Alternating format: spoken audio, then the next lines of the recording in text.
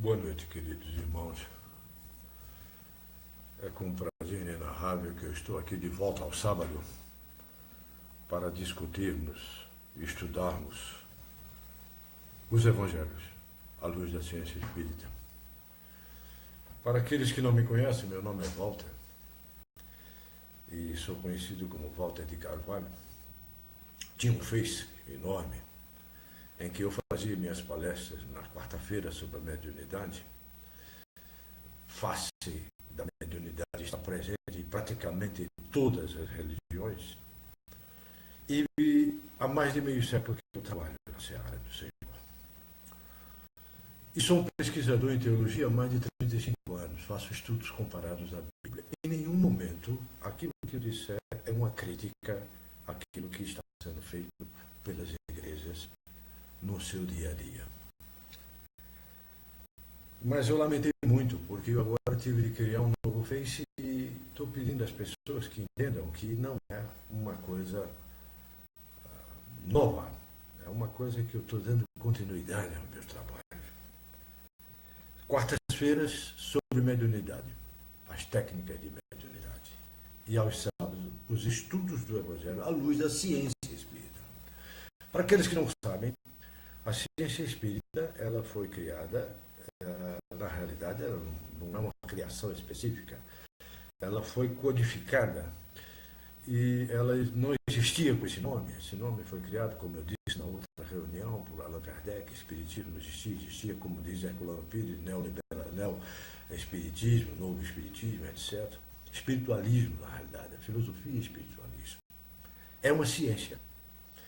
E nós estudamos biologia, magnetismo, eletricidade. Agora estamos estudando nas quarta-feiras os diversos centros de força que nós temos e vamos estudar as glândulas na quarta-feira, como elas atuam diretamente nessas comunicações com o mais alto. E eu me lembro muito bem que tem uma passagem de Gandhi, do doutor Mahatma Gandhi, que perguntaram a ele sobre o cristianismo. E ele então respondeu o seguinte, disse: olhe, se o mundo inteiro vivesse conforme o sermão da montanha do Rabi Jesus, não haveria mais guerras e o homem viveria em paz, em harmonia. E eu sempre digo aqui que nós temos que viver com Jesus e para Jesus e dentro e libertando esse Cristo interno que nós temos. Porque, como ele mesmo disse, nós somos deuses e somos luz. Existe muita gente que trabalha anonimamente, eu sou uma delas. Mas hoje eu começaria dizendo para vocês, pela quantidade de aflitos que existe, pela quantidade de pessoas com problemas, a violência imperando, as notícias correndo com muitos problemas de violência no Brasil inteiro, no mundo inteiro. E uma psicografia de Chico Xavier, pelo espírito de Batuíra, que todos os espíritas sabem e conhecem também, eu resolvi iniciar os trabalhos da noite com ele. Vamos elevar nosso pensamento a Deus e refletir. Foi uma psicografia que foi denominada de Tende e Tereis. Tendes problemas, meus irmãos? Auxiliai a resolver os problemas alheios, sem o ácido da reprovação e censura. E tereis o concurso de outros na supressão de vossas próprias dificuldades. Tendes lágrimas? A vos subirem do coração para os olhos? Enxugai o pranto de vossos irmãos, em lutas e provações mais árduas do que cada um de nós, sem agravar-lhes o sofrimento com lamentações e amarguras. E tereis a cooperação dos outros para que se vos estanquem as lágrimas do caminho.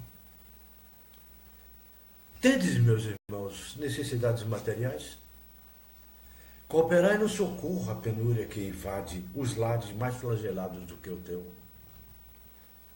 Através do trabalho sem reclamações, e sem pagamento, sem paga, que dai de graça o que de graça recebeste. E tereis um amparo positivo dos outros, a fim de que novas bênçãos de apoio vos visitem o ambiente particular de vossos lares. Sim, meus irmãos, tendes angústias e solidão. Eu vejo isso muito aqui. Colaborai para que a vossa bondade e entendimento funcionem em benefício dos que suportam aflição e tristeza mais áspera do que as vossas, sem aumentar a pena regenerativa de nossos irmãos em duras lides expiatórias. E a companhia, tanto quanto a esperança dos outros, virão sanar-vos as chagas íntimas. Trabalhar em favor do próximo, meus irmãos, como disse Jesus, é a terapêutica mais adequada para a cessação de todos os desajustes do nosso espírito. A vida, meus amigos, meus irmãos, que estão a me ouvir neste momento, é troca incessante. Dai e dá-se-vos-á, recomendou-nos o nosso grande mestre, o maior Jesus. Então, prestem atenção, doemos de nós o que sejamos e tenhamos na obra do auxílio aos outros. E o auxílio dos outros nunca se fará tardar para cada um de nós. Pense nisso e reflita. O que nós vamos tratar hoje é da análise da genealogia de Jesus, a sua apresentação no templo e a sua circuncisão.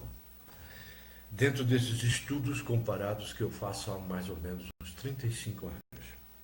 Eu não vou falar de Mateus 1 a 17, listando um por um da genealogia de Jesus, nem vou falar de Lucas 3, 23, 38, falando do mesmo Jesus, ao começar seu ministério, tinha cerca de 30 anos, sendo filho, como se pensava, de José, filho de Eli. Vamos analisar essas duas passagens bíblicas em conjunto, Mateus e Lucas. E vejam o que eu descobri. E aconselho todos os estudantes de teologia, inclusive pastores, eu tenho um filho pastor, inclusive os pastores, que analisem bem o que está escrito na Bíblia.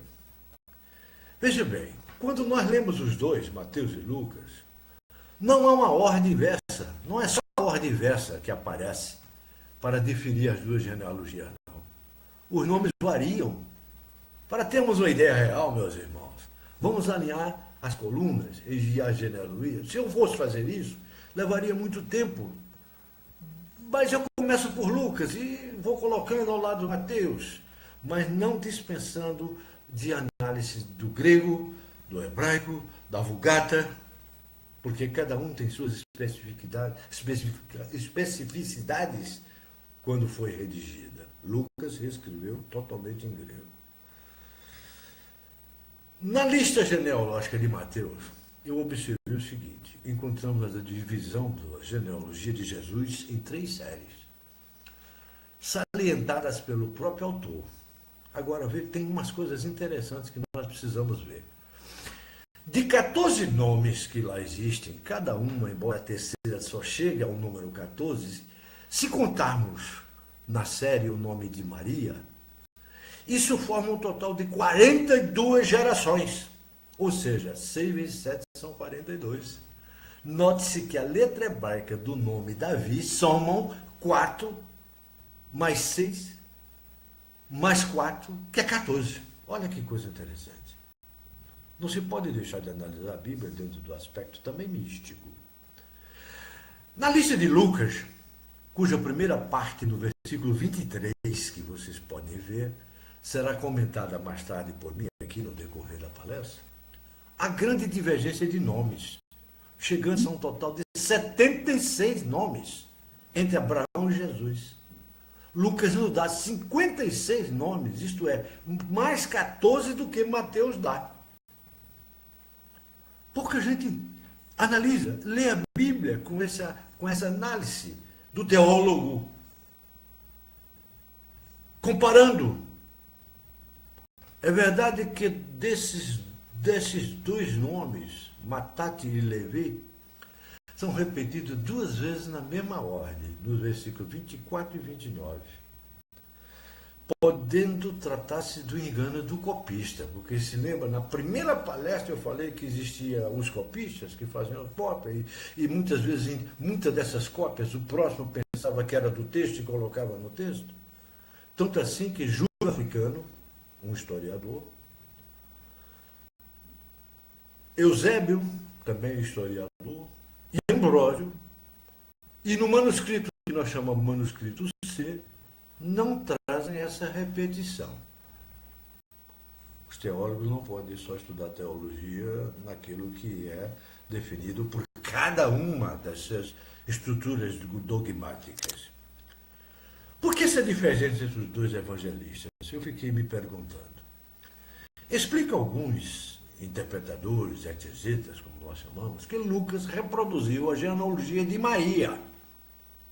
Pois desde o início é dito, Jesus, filho, como se pensava, de José, era filho de Reli. Por intermédio de Maria, embora seja nesse caso estranho, que não tivesse o evangelista citado o nome da mãe de Jesus. Lá em cima não tem quando a gente lê a Bíblia. É de notar-se que de Abraão, que é de 1921 a.C., a Davi, que é de 1078 a.C., passaram 843 anos, o que corresponde a cerca de 28 gerações e não 14. De Davi, 1078, ao cativeiro da Babilônia, passaram-se 472 anos. Cerca de 15 gerações e não 14, como diz Mateus. E do cativeiro da Babilônia até Jesus passaram 600 anos, ou seja, cerca de 20 gerações e não 14, como diz Mateus. Qual a razão dessa divisão cabalística de Mateus? 14, 14, 14. Qual é a razão?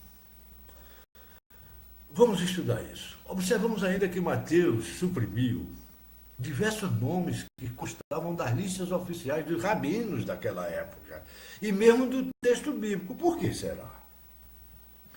O estudo que acabamos de dizer, de fazer, já faz muitos anos que eu faço, e que nos deixa tantas perguntas sem resposta lógica, nem histórica, leva-nos a conclusões mais profundas. Vamos analisar de uma forma mais profunda.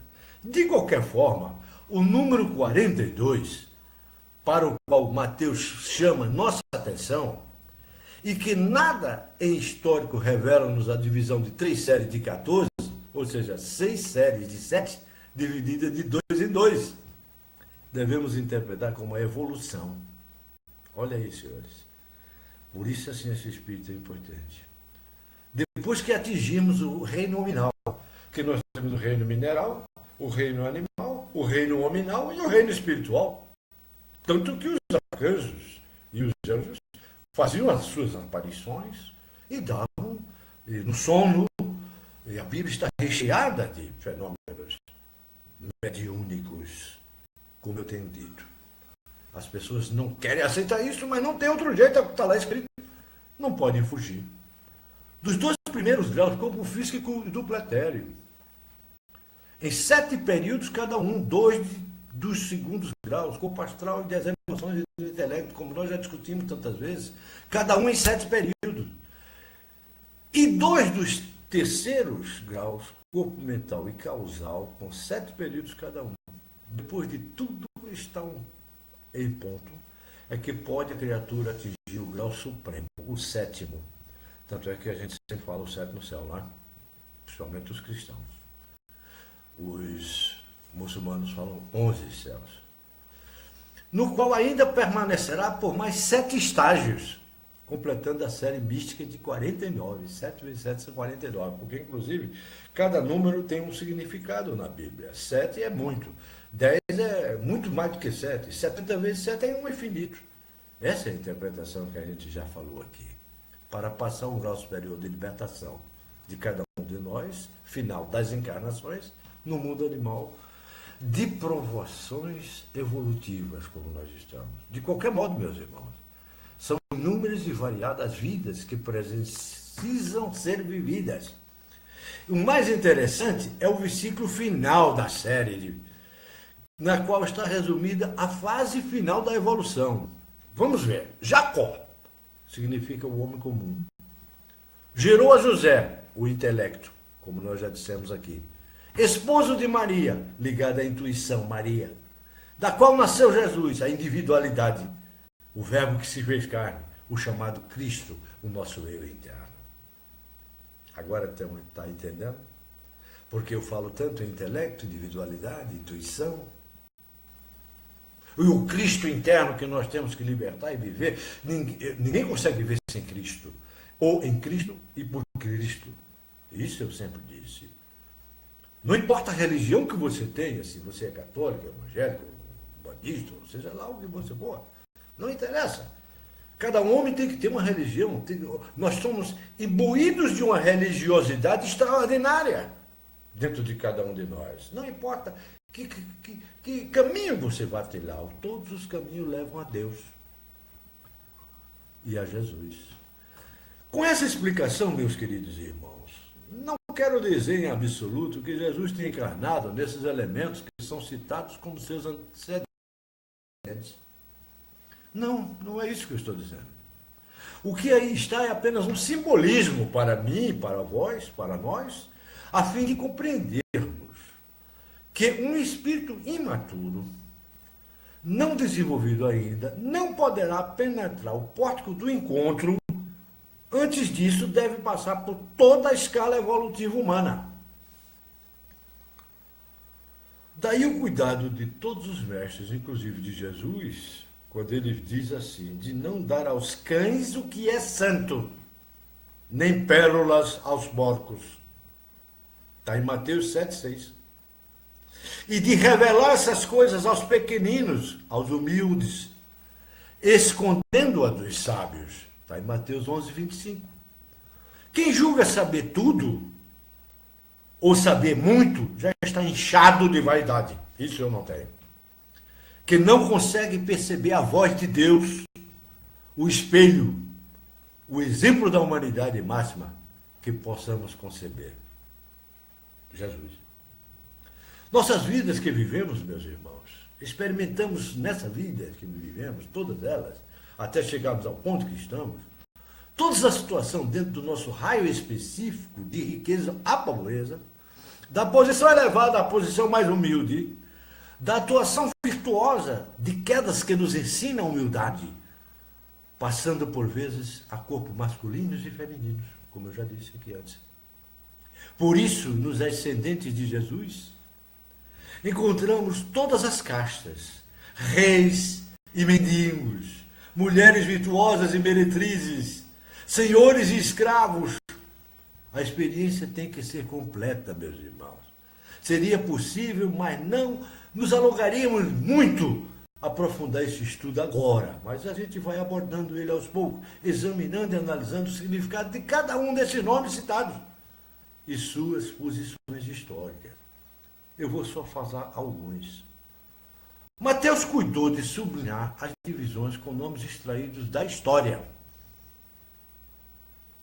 Assim, dá-nos o ponto de partida, tá ótimo. Ou seja, os primeiros passos da centelha divina no homem, em Abraão, primitivo nome que significa pai da exaltação. Por isso que o importante, teólogos, é estudar hebraico, aramaico, grego, latim, lerem a Vulgata e lerem os diversos teólogos excelentes que nós temos aqui no Brasil e em outras partes do mundo, porque eu não me atenho só a ler os autores, os teólogos brasileiros. Nós temos que expandir nossos horizontes. Observe-se, por hipótese, na realidade, que Abraão é radical de Brahma. Olha que coisa interessante. E as pessoas criticam tanto que chakra não é espiritismo. Como não é espiritismo? Se Abraão é radical de Brahma, no hinduísmo, e se dividirmos Abraão, o significado de Pai Ram, o conhecido Ra dos egípcios, pai Ra, pai da multidão, ou seja, a origem da matéria, que se multiplica na separatividade, onde se inicia a evolução, desenvolvendo-se o corpo físico e o duplo etérico, o mineral e o vegetal. O segundo grupo é iniciado por Davi, cujo nome significa o quê? Que nós já falamos aqui várias vezes? O bem-amado. É o princípio e o desenvolvimento do corpo astral, animal, sede das emoções, do amor, e do intelecto, homem, fazendo chegar ao clímax as emoções e o raciocínio de cada um de nós. Recordemos-nos no início da vida de Davi, que foi como um pastor, olha lá, amando os animais e vivendo entre eles, e, afinal de sua vida, como rei da criação, homem intelectualizado já, autor lírico dos salmos, em que canta intelectivamente a história de Yahvé, que mais tarde veio a ser encarnado como Jesus, como nós já dissemos aqui. O terceiro período, meus irmãos, retrata o espírito nos dois últimos passos, quando, desejando libertar-se, ainda se vê preso ao cativeiro da Babilônia. Que cativeiro é esse? Babel significa confusão, não é verdade? São os estados de dúvida, de inquietação, de excitação do intelecto, que sente não ter capacidade de compreender nem de aplicar o que é divino, quando descobre que tudo aquilo em que se acreditou há milênios, como sólido e duradouro na matéria, é de fato ilusório e passageiro. O cativeiro da Babilônia só chega ao final na era de Davi. Isto é, quando estando bem desenvolvidas as emoções e o intelecto de cada um de nós, o espírito pode descobrir que se acha em cativeiro, como está o espírito encarnado está em cativeiro. Até então adorava sua gaiola dourada, seu corpo físico, sua intelectualidade. Mas feita essa descoberta fundamental, passa a sentir a prisão e querer libertar-se dela. Libertar o seu eu maior, seu eu interior, o Cristo que há em cada um de nós. O espírito volta, então, a viver na terra prometida. E embora ainda prisioneiro do corpo e das sensações físicas, sabe que pode escapar de seus domínios, abandonando conscientemente os veículos inferiores e vivendo na luz gloriosa dos veículos da individualidade. Começa aí, meus irmãos, a sua preparação mais minuciosa para o encontro e a liberdade final com Cristo, em Cristo e por Cristo, libertando o Cristo interno. Atingindo esse grau, a mente e o corpo causal, que é o sexto, já estará a criatura apta para o passo definitivo para o nascimento de Jesus, o chamado Cristo, podendo dizer finalmente, eu e o Pai somos um. Como ele dizia, eu e o Pai somos um. E nós dizemos, eu e Jesus somos um. Porque se nós não aceitarmos esse fato, se nós não aceitarmos Jesus dentro de nós e não libertarmos o Cristo eterno que nós temos, não somos nada. Vamos falar um pouco de Lucas. Lucas nos dá 76 gerações, de Adão a Eli. Recordemos o seguinte, como eu disse antes, que a palavra Adão, em hebraico, Adam, tem simplesmente o sentido do substantivo comum, homem, não é nome próprio. Adão. Então diz Lucas que assim que a criatura sai do reino animal para o reino hominal, veja bem, eu disse que tinham 4 reinos, mineral, animal, hominal e espiritual. Então eu estou falando aqui do reino hominal. Quando o homem passa do reino animal e evolui, já falamos inclusive quando falamos sobre a epífise, na escala evolutiva para o reino nominal, atinge na fase humana a fase adâmica. Inclusive tem um livro muito bom que eu recomendo, é Os Exilados da Capela, da constelação de Capela, em que ele cita como nós começamos a raça adâmica aqui neste planeta. Ele se encontra na contingência, meus irmãos, de ter que subir a escala evolutiva. superando 7 graus de 11 passos. São os mesmos 7 passos de Mateus. Apenas fazendo-nos notar que cada um desses 7 passos compreende muitas, 10. O número 10 na Bíblia significa muitos, encarnações. E mais uma, inclusive o 7º grau, que Mateus ensina a desenvolver-se após o encontro. E que Lucas diz só se dá após 10, muitas encarnações com buscas intensivas. Agora está explicado porque nós encarnamos milhares de vezes, milênios e milênios seguidos. Jesus já falava sobre isso e as pessoas leem a Bíblia hoje e não entendem o que está escrito lá. O sentido de quem escreveu, o que está, o simbolismo. Jesus, por isso, ele falava em parábola. Lembra-se que eu falei sobre isso. De tudo isso, que pode parecer cabalístico, mas que corresponde à realidade interna do nosso complicado microcosmo, deduzimos que o caminho a seguir é exatamente o que Jesus veio ensinar-nos, com seu exemplo. E que também foi interpretado e ensinado a nós, sob o véu da letra, nos livros sagrados.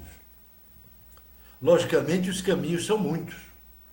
Quem pode marcar o caminho da águia no céu? Alguém pode? Como em Provérbios 30, 19. E assim também as lições variam, meus irmãos. Quem pode marcar o caminho da água no céu? Eu repito. Isso, porém, não significa contradição, a não ser que aqueles que não conseguindo alcançar o voo, veja bem, permanecem agarrados à letra da lei, como tábuas de salvação. É o que está escrito. É a palavra. E cadê a interpretação? Cadê o simbolismo? O que quer dizer 10? O que quer dizer 7? 70 vezes 7. Adverte Paulo, Saulo de Tarso, que até o dia de hoje, na leitura do Antigo Testamento, permanece o mesmo véu, não lhe sendo revelado que em Cristo ele é tirado. Foi Cristo que nos revelou. Contudo, até hoje, sempre que lê a Moisés, inclusive isso, os judeus fazem muito isso, está posto um véu sobre o coração deles. Mas todas as vezes que algum deles se converteu ao Senhor, o véu lhe é tirado. Está na segunda epístola aos Coríntios 3, versículo 14 e 16. Por isso que muita gente diz, tire o véu, se converta ao Senhor, o véu lhe é tirado, você vai ver a luz. Os evangélicos e os católicos que fazem isso não estão fazendo errado, estão fazendo exatamente seguindo o conselho de Jesus, tirando a venda dos olhos e vendo a luz, acabando o véu da escuridão, da ignorância.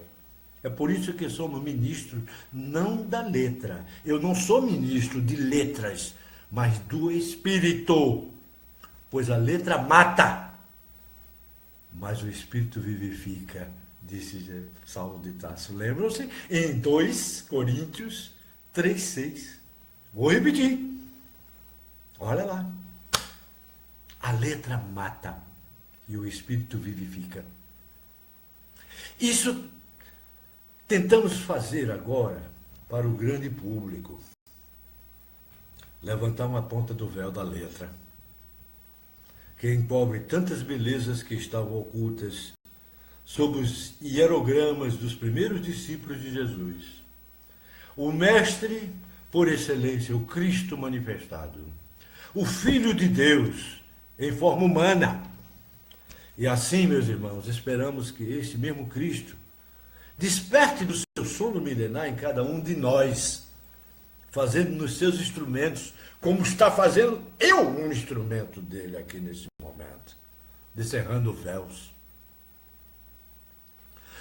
Mas fazendo os seus instrumentos fiéis. Por isso que existe aquela expressão, Deus é fiel, sim, é fiel, mas nós temos que ser fiéis também, para que o manifestemos entre os homens com as cartas de Cristo escritas nas tábuas da carne do nosso coração. Está escrito isso em Saulo. 2 aos Coríntios 3,13. Olha lá que coisa linda. Fazendo-nos seus instrumentos fiéis para que o manifestemos, Jesus,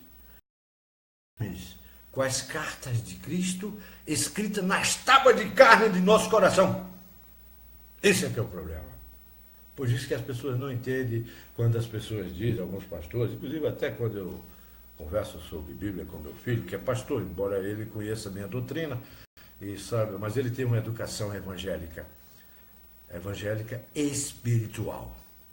Ele pode ser pastor hoje, mas ele é um pastor espírita, como existem padres espíritas. Eu tenho certeza. Ele diz que não, mas eu tenho certeza que Deus se manifestou nele, no coração dele, porque escreveu as suas leis na tábua do seu coração. Então eu fico satisfeito e feliz de que ele esteja fazendo esse trabalho de descerrar o véu das pessoas com quem ele trabalha. Mas, continuando, meus irmãos, Lucas, depois do nascimento de Jesus, que nós já tratamos com tanta delicadeza desde o passado, completados 8 dias para ser circuncidado o menino, deram-lhe o nome de Jesus, como fora chamado pelo anjo, antes de ser concebido no ventre de sua mãe. Olha que interessante. Interessante observar que Lucas não afirma ter sido Jesus circuncidado. Aproveita-se da citação da lei da circuncisão no 8º dia, de Gênesis 17:12, 21:4 e Levítico 12:3.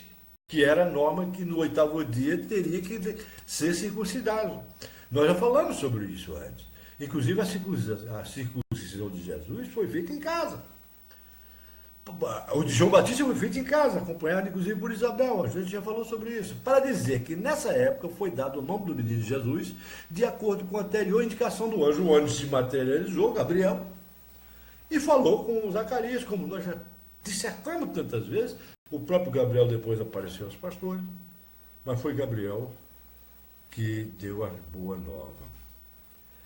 Essa é uma das provas irrefutáveis da preexistência dos espíritos, meus irmãos. Só não vê quem não quer. E por conseguinte da reencarnação. Antes de ser concebido no ventre de sua mãe. Já existia, já tinha nome. Essa existência anterior é a qualidade inerente a todas as criaturas, meus amigos. Pois Jesus é apenas nosso irmão mais velho. O primogênito entre muitos irmãos, como em Romanos 8:29. Todos aqueles que penetraram em seu âmago e tiverem contato com a realidade precisam circuncidar-se, cada um de nós. Ou seja, cortar ao redor de si todas as excrescências, todo o apego às coisas passageiras e ilusórias da vida. Como nós chamamos a maia temporária. Essa circuncisão, que corta o apego e a preocupação, não tira, entretanto, o contato e o interesse pelas outras criaturas de Deus, racionais e irracionais, vegetais e minerais, mas elimina apenas a cobiça e o agarramento em vigilantes a pessoas, animais e coisas. Desapegue-se. Divaldo fala muito isso através de Joana de Anjos. Desapegue-se. Mistério renúncia ao mundo material. Temos que renunciar. Infelizmente, para vivermos uma vida em Cristo, para Cristo e com Cristo, nós temos que renunciar ao mundo material. Não é botar uma Bíblia na mão e pedir 100 mil reais para que você venda seu carro e dê para você ser salvo. Não, não é isso não. Você tem que ser salvo dentro de si. É você que se salva. Aceitando e recebendo Jesus em seu coração. Não com uma fuga cenobilítica para o isolamento. Também não. Não é para se isolar. Não é para virar um eremita. Mas ter como se não tivesse possuir. Sem ser possuído. E nós homens possuímos e somos possuídos pelo aquilo que nós possuímos. Usar como de empréstimo. Eu digo, a vida é um empréstimo. Tudo que eu tenho aqui na terra é um empréstimo de Deus. Até nossos filhos são empréstimos de Deus. Quando Ele quer, Ele leva na hora que Ele quer. Gerir como em mordomia, utilizar como administrador que presta conta, recordando-se sempre que tudo deixaremos aqui e de que nada que nós trouxemos para este mundo foi tudo dado por Deus por empréstimo de graça. Sem ele podemos levar. Quando eu digo que nada nele pode nos levar, o pessoal diz, não, isso é coisa de espírita. Não, não é não, está em 1 Timóteo 6,7.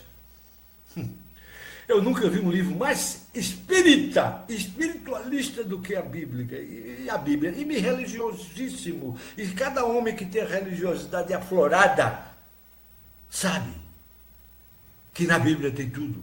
A Bíblia é até um livro que serve para os contadores, o livro de números. A contabilidade está lá, a engenharia está lá, com a construção do Templo de Salomão, está tudo lá. O mais completo que eu já vi. E Kardec disse isso.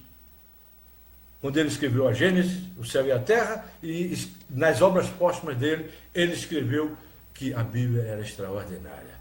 O livro mais extraordinário que nós já conhecemos.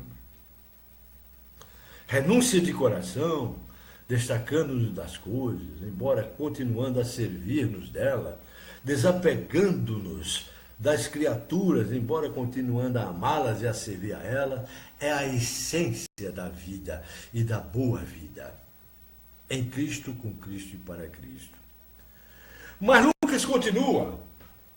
Quando se completaram os dias da purificação, segundo a lei de Moisés, na época, levaram Jesus para apresentá-lo ao Senhor.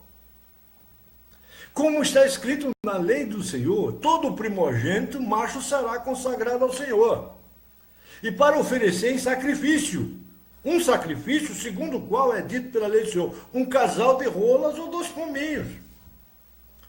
Segundo a lei, que está em Levítico 12, versículo 2 e 5, todas as mães que tivessem seu primeiro filho macho deviam apresentar-se ao templo no 40º dia após o parto. É aqueles 40 dias que a mulher tem depois do parto. Por outra lei, quando esse filho era o primogênito, que é chamado em hebraico Becor, a mãe o deveria levar ao templo pessoalmente para apresentá-lo e consagrá-lo a Deus. Está em Êxodo 13, 2, 12.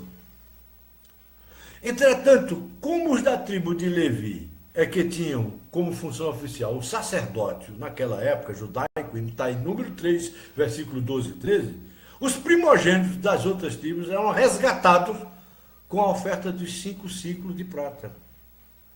Está em número 18, 15, 16.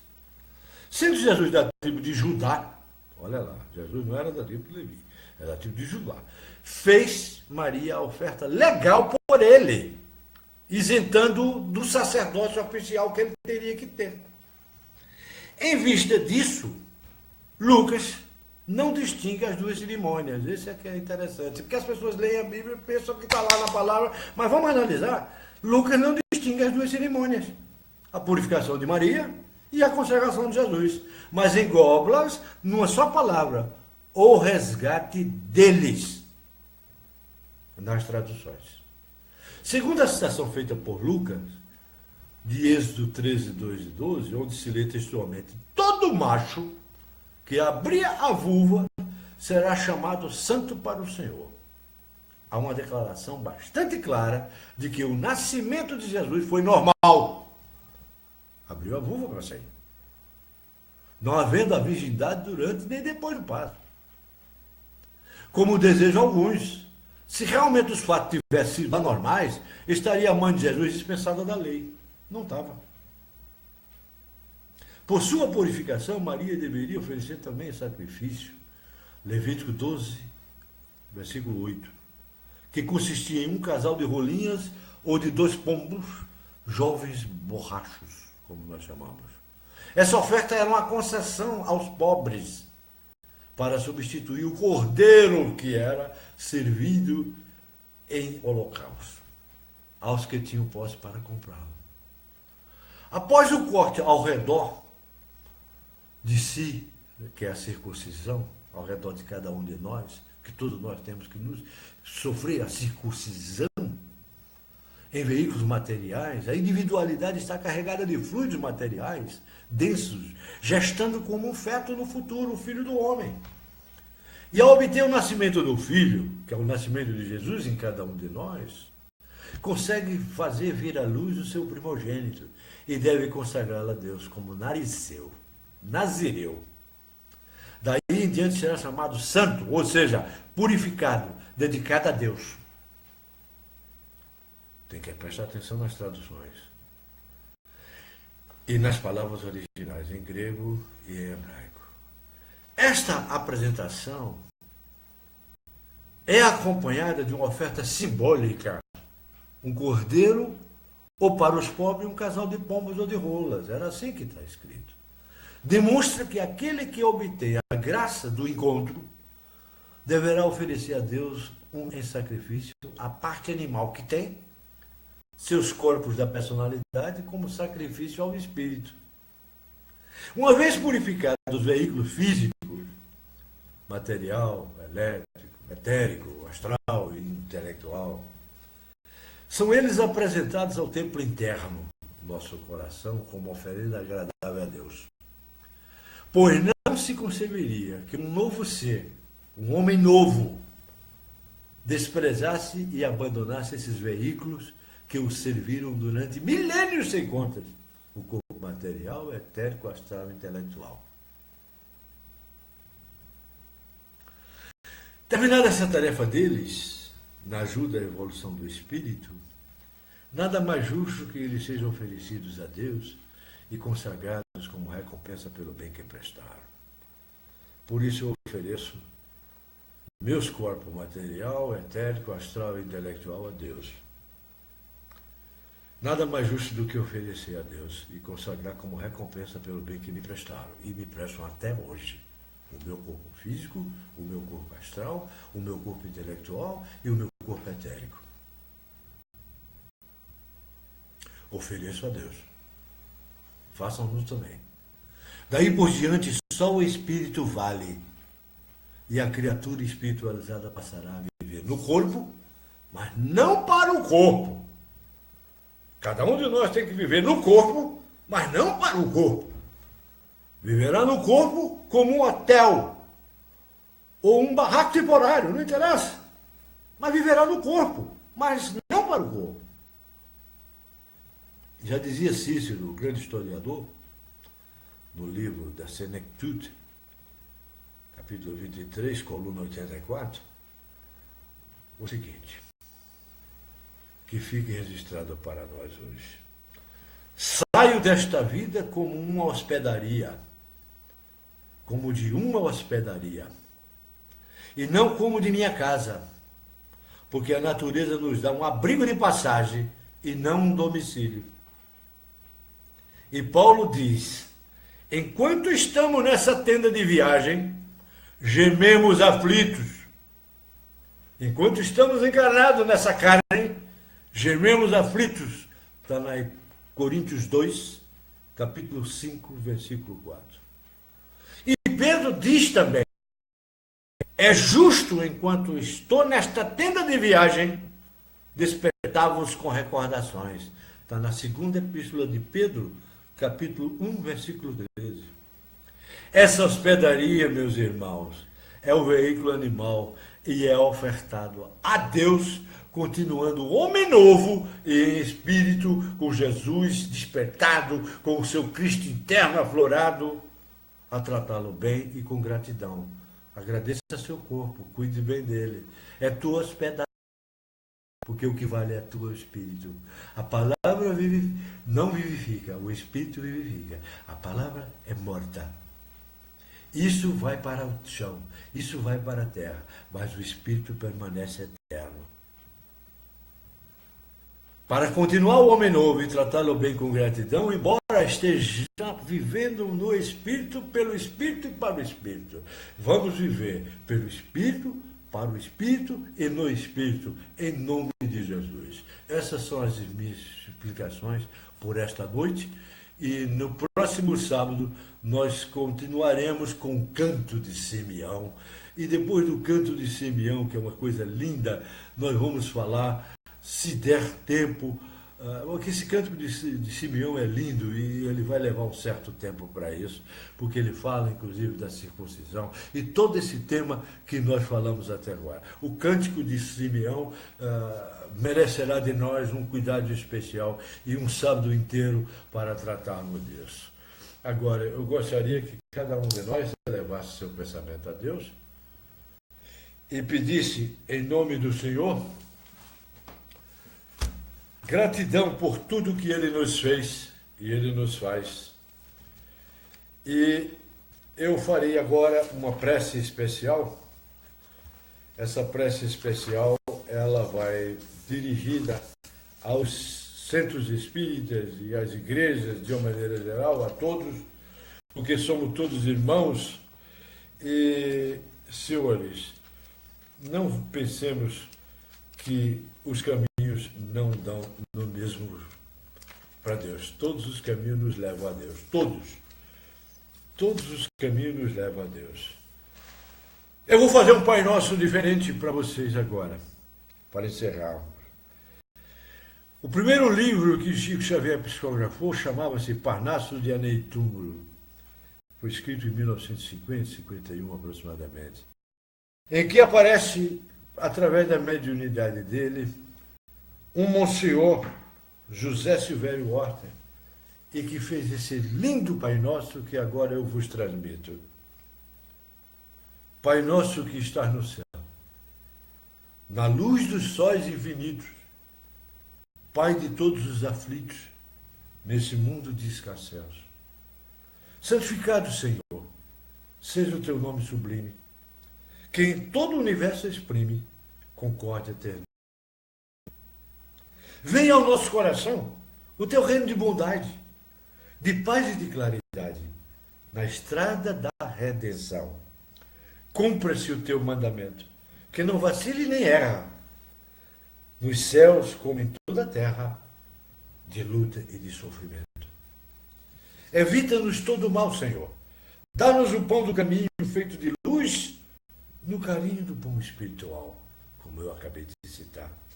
Perdoa-nos, Senhor, meu Senhor, os débitos tenebrosos dos nossos passados escabrosos, da iniquidade de dor. Auxilia-nos também, Senhor, nos sentimentos cristãos, a amar os nossos irmãos que vivem longe do bem. Com a proteção de Jesus, livra a nossa alma do erro. Nesse mundo de desterro, distante de vossa luz, que a nossa ideal igreja seja o altar da caridade, onde se faça a vontade de vosso amor. Assim seja, em nome de Deus, em nome de Jesus, eu vos abençoo a todos. Muito obrigado.